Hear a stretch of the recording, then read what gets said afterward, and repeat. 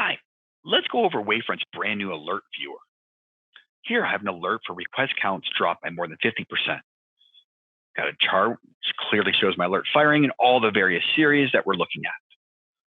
Just below that, we try to help you understand what are the affected point tags associated with your alert. Actually, I have two different hosts firing. For region, we have a common tag of US East 1.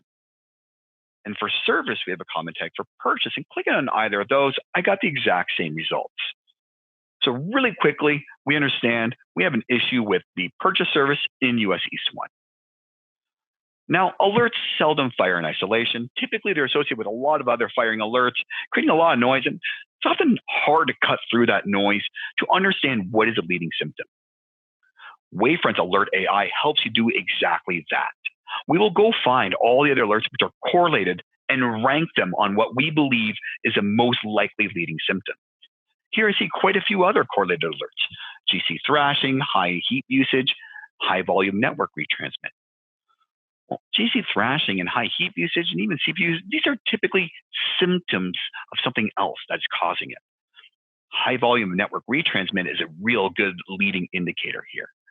And when I click on this and look at the exact same time scale, I see a massive retransmit at the same time we are having request counts getting dropped. Really good leading indicator. We go ahead and start looking here.